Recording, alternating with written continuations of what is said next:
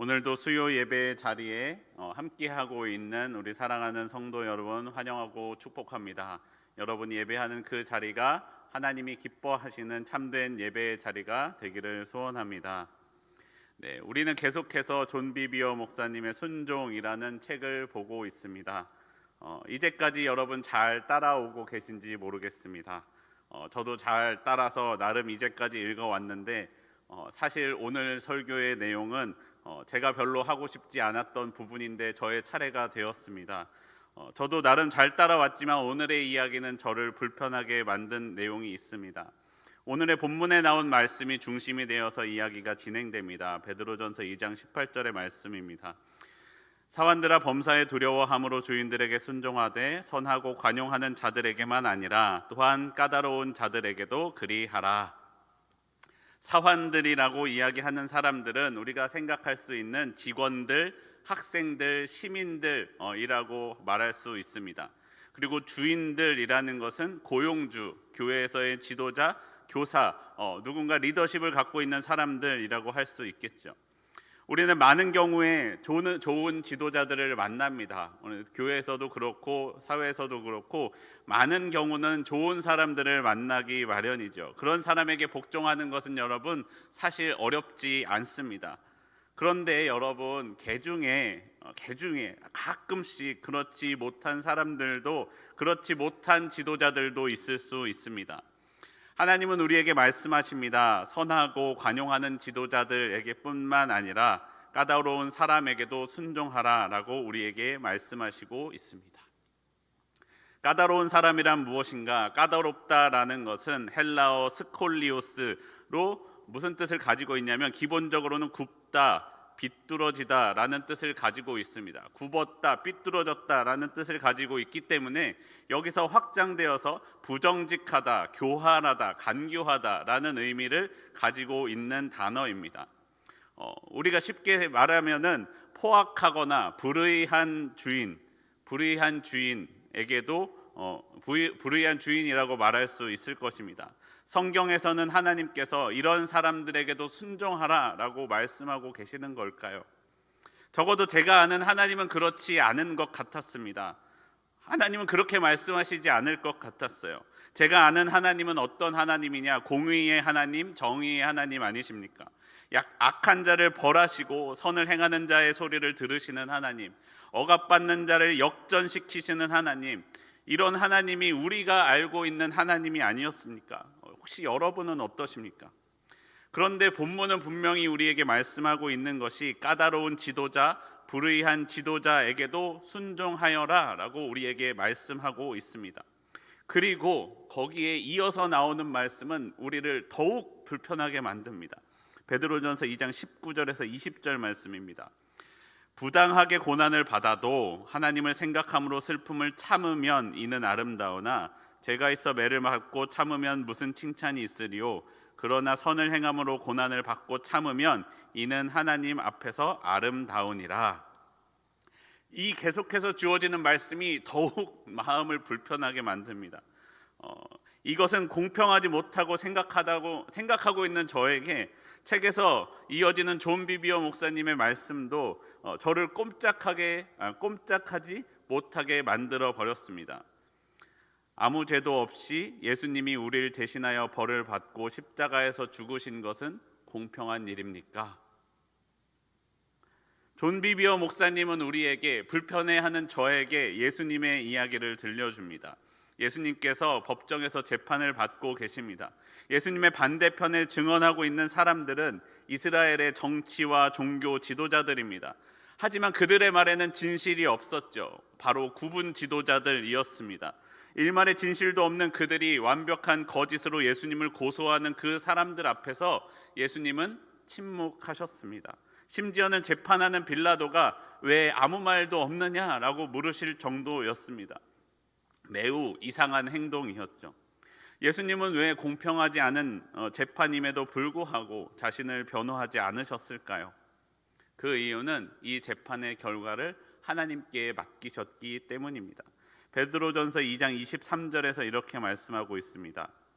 욕을 당하시되 맞대어 욕하지 아니하시고 고난을 당하시되 위협하지 아니하시고 오직 공의로 심판하는 이에게 부탁하시며, 오직 공의로 심판하시는 하나님께 모든 것을 맡겨드리고 불의한 자들과 맞서 싸우지 않으셨다라고 말씀하고 있습니다. 예수님은 알고 계셨습니다. 우리의 궁극적인 심판자가 누구이십니까? 하나님이라는 거예요. 오직 하나님만 우리의 궁극적인 심판자가 되십니다.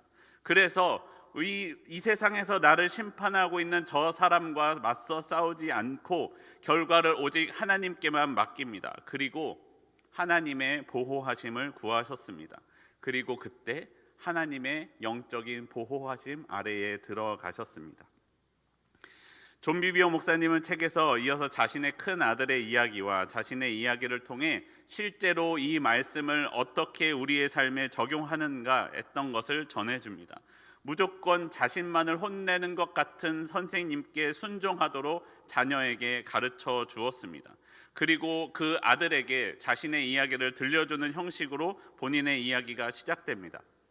자신을 미워하는 상관이 있었습니다. 그 상관, 저 사람은 왜 나를 미워하는지 도무지 알지 못하는데 나를 미워하는 사람이 있었어요. 그런데 그때 마침 내 손에 저 사람의 잘못에 대한 서류가 들어오게 되었습니다. 어떻게 해야 됩니까? 기회 아닙니까? 저라면 당연히 그렇게 생각했을 거예요. 이거는 기회다. 내가 이 상황을 역전시킬 수 있는 기회를 하나님께서 내게 주셨구나 라고 생각했을 것 같아요. 그런데 존 비비어 목사님은 자신을 미워하는 그 부서장님을 미워하지 않았습니다. 그 부서장은 어떻게 해서든 존 비비어 목사님을 내쫓고 싶어 했지만 그 잘못이 기록된 서류에 대하여 이 서류를 담임 목사님께 드리면 그분은 분명히 해임될 것이 마땅해 보였지만 존 비비어 목사님은 그렇게 하지 않았습니다. 마음으로 완전히 그분을 용서했고 그분에게 도리어 가서 용서를 구했습니다. 존 비비어 목사님이 가서 용서를 구했을 때 둘의 관계가 누그러졌고 존 비비어 목사님을 향한 부서장의 공격은 없어졌다라고 말씀하고 있습니다. 한참이 지났습니다. 시간이 한참 지나서 그 부서장의 잘못은 결국에 드러났고 공동체를 떠나게 되었습니다. 하지만 존 비비어 목사님은 공동체를 떠나지 않았고 11년 동안이나 더 남아 있었습니다. 이제 자신을 공격하고 자신을 부끄럽게 했던 그 수치는 모두 다 사라졌고 영광만 남았다라고 고백하고 있습니다. 하나님은 수많은 거짓 보고를 들은 사람들 앞에서 목사님을 높여주셨다라고 고백합니다. 하나님은 우리가 예수님이 보이신 본을 따를 때 하나님의 자녀를 높여주셨던 것이지요. 우리는 이 이야기를 책에서 듣고 있습니다. 여러분 이 이야기를 들을 때 어떠십니까? 제가 이 이야기를 책에서 읽으며 이것을 어떻게 여러분에게 설교할 수 있을까? 제가 거짓을 말할 수는 없잖아요. 저는 그렇게 믿지 않으면서 여러분에게 불의한 지도자들에게 순종하십시오라고 말할 수는 없잖아요. 그래서 어떻게 설교를 해야 될까 고민하고 기도하고 고민하던 그때에 하나님께서 저에게 세 가지의 이야기를 만나게 해 주셨습니다. 우리가 불의한 지도자를 만났을 때 우리가 어떻게 해야 될 것인가, 이 세 가지의 이야기를 통하여 우리에게 말씀해 주셨습니다. 첫 번째로 여러분, 우리는 불의한 지도자를 만났을 때 먼저 나를 되돌아 보아야 합니다. 책의 내용들이 내내 불편하던 저에게 반복해서 읽던 중간에 이 존 비비어 목사님의 이야기 중간에 나오는 한마디의 말이 마음에 남게 되었습니다. 제가 만난 첫 번째 이야기죠. 그 이야기는 중간에 이렇게 나옵니다. 자막 한번 같이 띄워주세요. 나중에 그 상황을 객관적으로 돌아볼 수 있게 되었을 때에야 나는 그때 내가 그 사람의 잘못을 고발함으로써 정말 원한 것은 다른 사람을 보호하는 것이 아니라 나를 변호하고 복수하는 것이었음을 깨달았다. 이기적인 동기로 그러는 것이 아니라고 자신을 세뇌했을 뿐이었다. 정보는 정확했지만 동기는 불순했다 라고 존 비비어 목사님의 책의 중간에 내용이 들어가 있었습니다. 존 비비어 목사님이 하려고 했던, 잘못한 리더를 고발하려고 했던 것은 올바른 동기를 가지고 있지 않았습니다. 잘못이 있는 것은 사실이었어요. 잘못이 있는 것은 사실이었지만 그 동기가 옳지 않았다라는 것이죠. 하나님은 우리에게 행동의 결과뿐만 아니라 그 과정까지도, 그 동기까지도 하나님을 닮기를 원하고 계십니다. 하지만 우리는 때로는 그것을 잊어버릴 때가 있습니다. 하나의 목적에 나의 눈이 꽂히게 되면은 우리는 그 목적만을 바라보면서 동기도, 과정도, 수단도 다 제쳐놓고 이것 하나만을 이루는 것이 맞지라고 생각하고 말하는 경우들이 있다는 거예요.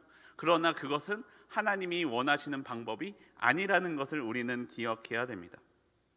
불의한 리더에게 순종하십시오. 이것은 그 사람이 잘못됐음에도 불구하고 그대로 내버려 두라는 말이 아닙니다. 그것은 옳다, 그런 것은 그르다라고 말할 수 있어야 됩니다. 그런데 그보다도 앞서 우리에게 더 중요한 것은 무엇입니까? 우리가 그것을 행할 때에 우리 안에 있는 동기가 무엇이어야 합니까? 하나님을 닮은 사랑이어야 합니다. 우리는 그 사람을 내쫓고 괴롭히고 혼내주려는 것이 목적이 아니라 그 사람을 사랑하는 것이 우리의 마음의 근거가 되어야 되고 기본이 되어야 됩니다. 여러분, 우리에게 사랑 없이 정의만 있다면 어느 누구가 하나님 앞에서 하나님 저는 정의롭지 않습니까? 라고 말할 수 있겠습니까? 불의한 사람에게 순종하는 것이 처음에는 그 사람의 불의가 문제였습니다. 하지만 이제는 우리가 우리의 삶을 되돌아볼 때 그 사람의 불의가 문제가 아니라 그 사람의 불의를 대하는 나의 태도, 내가 문제가 됩니다. 우리는 다른 이의 잘못은 크게 보면서 내 안에 있는 잘못은 작게 보는 경향이 있다는 거죠. 나의 잘못에 대하여는 깊이 생각하지 않습니다. 우리는 불의한 지도자를 만났을 때 하나님께서 그 사람을 심판하시고자 하는 우리가 바라는 그 잣대로 하나님께서 오히려 나를 지금 재고 계신다라는 것을 기억해야만 됩니다. 로마서 2장 1절과 2절에서는 이렇게 말씀합니다. 그러므로 남을 판단하는 사람아, 누구를 막론하고 내가 핑계하지 못할 것은 남을 판단하는 것으로 내가 너를 정죄함이니 판단하는 네가 같은 일을 행함이니라. 이런 일을 행하는 자에게 하나님의 심판이 진리대로 되는 줄을 우리가 아노라 라고 우리에게 말씀해 주십니다. 하나님께서 우리에게 은혜와 긍휼을 베풀어 주시기를 원하십니까? 여러분, 우리도 하나님을 따라 은혜와 긍휼을 베풀어 주어야 합니다. 하나님의 공의가 이루어지시기를 바라십니까? 우리도 하나님의 공의를 실천하며 살아야 합니다. 우리가 이 땅에서 매는 것과 같이 하늘에서도 매인다라는 것을 우리는 기억해야 됩니다. 우리가 나 스스로를 되돌아볼 때 우리는 불의한 지도자에게도 하나님의 마음으로, 하나님의 사랑으로, 하나님의 긍휼함으로 그를 돌아볼 수 있다라고 우리에게 말씀해 주십니다.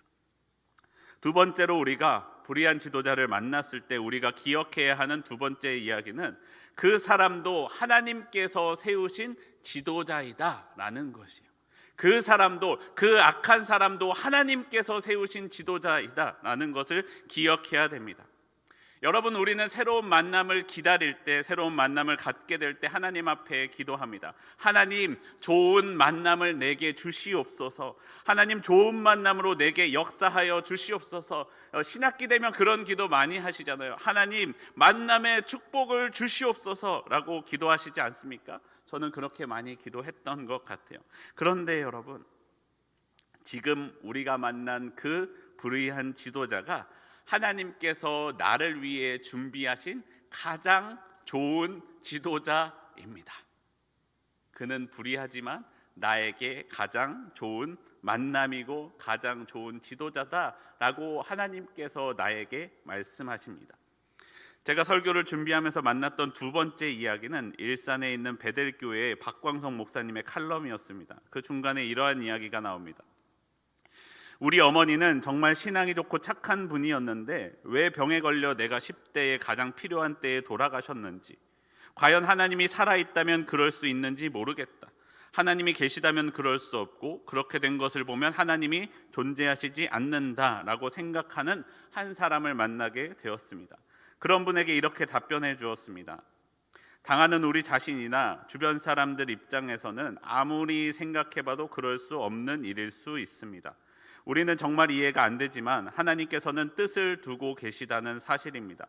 우리가 생을 이 땅에서만 국한시키기 때문에 더욱 이해가 되지 않을 것입니다.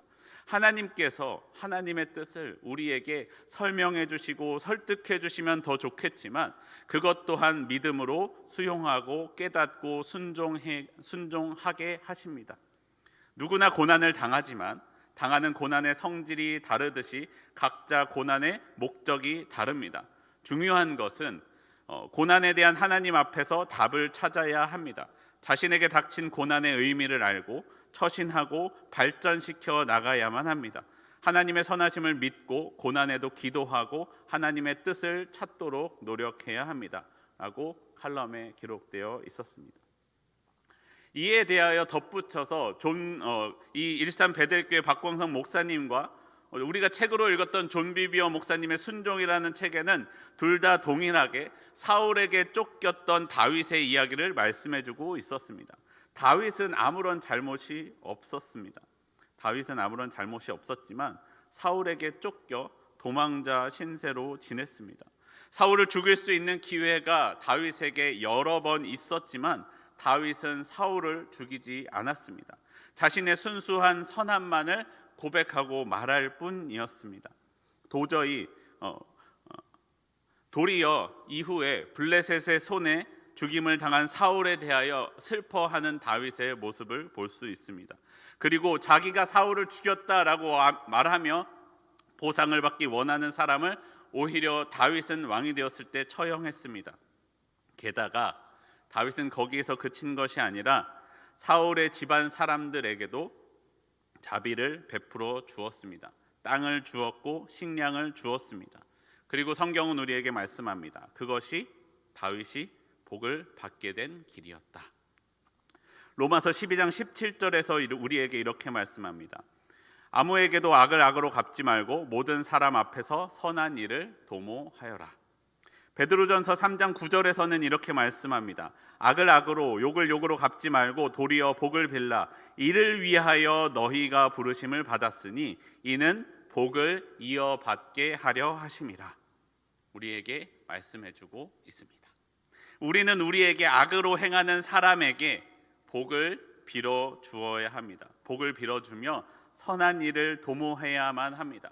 우리가 복을 빌어주며 악한 자에게 복을 빌어주며 선을 도모할 때 하나님의 축복을 받을 수 있다라는 거예요. 여러분 생각해 보십시오. 선한 사람에게 선하게 대해주는 것은 세상 사람들도 하는 일입니다. 우리가 믿는 사람이기 때문에 우리 안에 하나님이 계시기 때문에 악으로 행하는 사람에게도 우리가 선으로 대해줄 수 있고 그때 하나님의 복이 저에게 여러분에게 임한다라고 말씀하시고 있습니다. 하나님은 이를 통해 우리 가운데 하나님의 복을 우리에게 주시려고 하고 있는 것입니다. 그것이 하나님이 우리에게 복을 주시는 방법이라는 것이죠.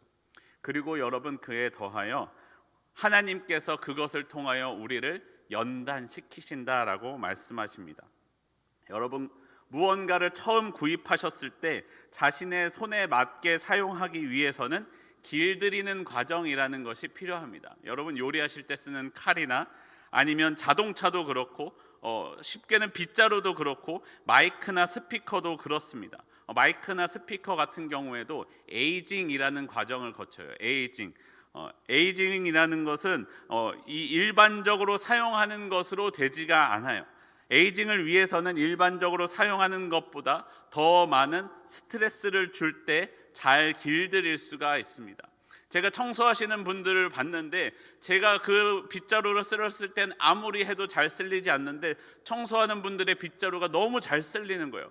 그래서 저거는 왜 이렇게 잘 될까? 특별한 빗자루를 쓰시나 했는데 옆에 새 빗자루를 사오신 분께서 빗자루를 넓게 눌러서 이렇게 펴고 계시는 모습을 볼 수가 있어요. 우리가 일반적으로 쓸 때는 그렇지 않을 텐데 그 빗자루를 꾹꾹 눌러서 자신의 원하는 모양과 방법대로 그것을 변형시키고 계셨어요. 내가 원하는 방향과 모양으로 심하게 꺾는다거나 스피커 같은 경우도 원하는 소리를 내주게 하기 위하여 높은 음과 낮은 음을 일정 패턴에 따라 강하게 틀어줄 때 그것이 에이징 된다고요. 길들여지는 것이죠.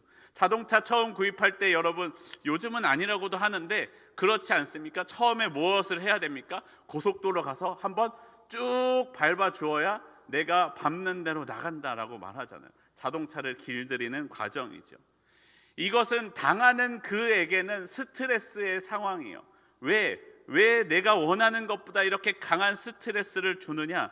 그러나 이것을 스트레스를 주는 사람 입장에서는 이것이 스트레스를 주기 위한 것의 목적이 아니라 에이징하기 위한 것, 길들이기 위한 과정이고 연단의 과정이고 훈련의 과정이라는 거예요.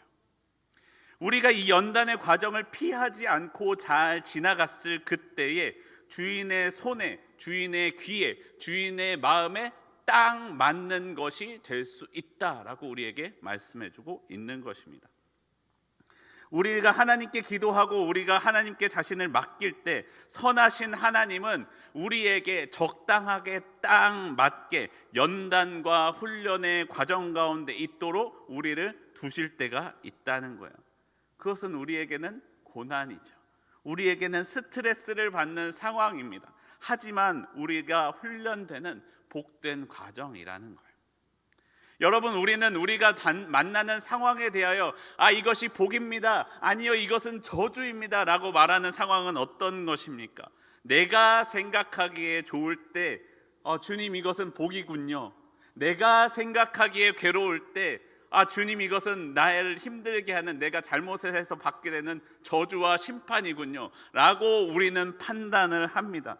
좋은 지도자를 만나면 너 복 받았네 라고 말을 하고, 나쁜 지도자를 만나면 너 좀 괴롭겠다, 어려움 가운데 심판 가운데 있구나 라고 말하기 쉽다라는 거예요. 그런데 그것은 나의 기준이고 우리의 기준이지 하나님의 기준이 아니라는 거예요. 우리가 하나님께 맡길 때, 우리가 기도할 때, 하나님께 우리의 결정을 맡길 때 하나님은 우리에게 딱 맞는 사람을 주십니다. 그리고 우리를 하나님의 사람으로 훈련시켜 주십니다. 그가 악한 사람일지라도 하나님께서 나를 위해 내게 준비해 주신 지도자라면, 내게 딱 맞는 그 사람이라면 그것은 하나님께서 나에게 주신 복입니다. 여러분, 복 받기를 소원합니다. 이런 복 받고 싶지 않으시죠? 그래도 이 복이 여러분에게 있기를 소원합니다. 그래서 이 단락의 제목이 여러분, 순종의 이번 단락 제목도 불의한 지도자에게 순종하기가 아닙니다. 제목을 보면 제가 제목에 판단을 하나님께라고 적었는데, 이 책의 단락의 본 제목은 무엇입니까? 판단하시는 분은 하나님이라고 말씀하고 있습니다. 불의한 지도자에게 순종하십시오가 목적이 아니라 판단을 하나님께 맡기고 그 하나님의 판단에 순종하십시오라고 우리에게 말씀해주고 있는 것입니다. 하나님께서 판단하시기에 좋은 사람으로 우리에게 만남의 축복을 허락해 주실 것입니다. 우리의 만남은 그가 불의한 지도자일지라도 우리에게는 하나님의 축복입니다. 우리는 우리의 판단을 따르는 것이 아니라 하나님께 판단을 맡긴 사람들, 그것이 바로 그리스도인입니다. 사랑하는 성도 여러분, 내가 바라는 복 말고 하나님께서 내게 주시는 복을 받는 저와 여러분이 되기를 소원합니다. 하나님께서 우리에게 준비하신, 우리를 위하여 준비하신 과정들을 하나님과 함께 견디어 나가는 우리의 삶이 되기를 소원합니다. 마지막 세 번째로, 우리가 선을 행했음에도 불구하고 얻어지는 불의한 결과, 불의한 지도자들에 대하여 우리는 순종함으로 받아들여야 된다라고 우리에게 말씀해주고 있습니다. 심판을 하나님께 맡기십시오라고 우리에게 말씀해주고 있습니다. 불의한 지도자에게도 순종해야 되는가? 만약에 여러분, 히틀러와 같은 사람이 나의 지도자가 된다면 나는 그럼에도 불구하고 그에게 순종해야 되는가? 만약에 내가 일제강점기에 살고 있었다면 나는 그때에 우리를 지배하고 있었던 그들에게 순종해야만 하는가? 이때 하나님은 저에게 세 번째 이야기를 만나게 해주셨습니다. 제가 지금 제자훈련 일반과정 예수님의 사람을 인도하고 있는데 많이들 하셔서 알고 계시겠지만 저도 알고 있던 이야기였지만 그 중간 9단원에 나오는 주기철 목사님의 이야기가 저의 마음에 남았습니다. 주기철 목사님을 고문하던 형사가 이렇게 말합니다. 너 때문에 모든 사람이 어려움을 겪고 교회가 불태워지는 것이 아니냐. 고집 부리지 말고 무릎을 꿇고 절하여라. 성경에도 위에 있는 권세에 순복하라고 했다. 그런데 너는 왜 위에 있는 사람들의 명을 어기느냐라고 윽박질렀습니다. 그러자 주기철 목사님은 나는 이 나라의 법을 지킬 것입니다. 그러나 나는 이 땅의 시민이면서 하늘의 시민입니다. 먼저는 만주의 주이시며 만유의 왕이신 하나님의 명령이 우선입니다. 그래서 하나님이 하지 말라고 했던 우상 숭배는 하지 않을 것입니다. 모양이라도 내지 않을 것입니다. 그렇지만 나는 이 땅의 백성이기도 하니 당신들의 법을 어긴 대가로 나를 죽이십시오. 나는 죽음으로 당신들이 만든 법의 대가를 달게 받겠습니다. 라고 말씀하셨다고 합니다. 일제가 행한 일은 불의한 일이었지만 주기철 목사님은 그에 저항하는 것이 아니라 그 심판을 하나님께 맡기고 자신은 하나님의 뜻에 어긋나지 않게 살았다라고 말씀하십니다. 존 비비어 목사님도 이렇게 말씀합니다. 그 사람이 나를 내쫓으려고 할 때 그러면 내가 그 사람과 맞서 싸우는 것이 아니라 내쫓겨지는 것이 오히려 하나님의 뜻이다. 그러면 나는 그렇게 하겠다라고 말씀하시고 결단하였을 때 하나님께서 그 심판을 행하셨다라고 말씀하고 있습니다. 불의에 맞서서 싸우는 방법으로 여러분 우리는 불의한 방법을 우리도 사용해야 하지 않느냐라고 말하기가 쉬워요. 불의에 맞섰을 때 우리는 불의로 맞서는 것이 아니라 선을 행함으로 불의와 맞서 싸워야 합니다. 그리고 그에 인한 결과는 하나님께 맡기는 것, 그것이 그리스도인의 삶입니다. 하나님께서 그것을 갚으실 것입니다. 베드로전서 2장 23절에 이렇게 말씀합니다. 욕을 당하시되 맞대어 욕하지 아니하시고 고난을 당하시되 위협하지 아니하시고 오직 공의로 심판하는 이에게 부탁하시며.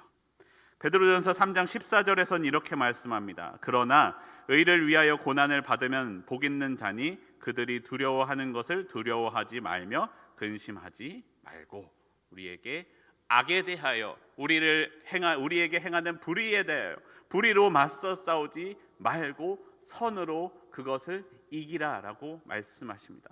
사랑하는 성도 여러분, 우리가 불의한 지도자를 만났을 때에도 언제나 우리의 삶의 태도에서 그리스도인으로서 하나님의 자녀로서 하나님의 사랑으로서 대하는 저와 여러분의 삶이 되기를 소원합니다. 그 사람을 비난하기 전에 먼저 나를 돌아보고 나는 하나님 앞에 바로 서 있는지, 그 사람을 판단하는 그 잣대로 재어보았을 때 나는 정말로 하나님 앞에 올바른지 나를 되돌아보는 우리의 삶이 되기를 소원합니다. 그 사람은 불의할지라도 그도 하나님께서 세우신 지도자임을 잊지 않으며 하나님께서 그의 불의에도 불구하고 우리에게 선한 것을 이루시는 하나님이심을 우리가 믿으며 그 하나님을 기억하는 저와 여러분의 삶이 되기를 소원합니다. 그리고 우리가 선을 행함으로써 불의한 결과를 얻게 될지라도 순종함으로 받으며 선을 행하는 것을 멈추지 않는 우리의 삶이 되기를 소원합니다. 심판은 하나님께 맡기고 판단은 하나님께 맡기고 끝까지 선을 행하는 것을 멈추지 않는 저와 우리 상곡교회 성도님들이 되기를 소원합니다.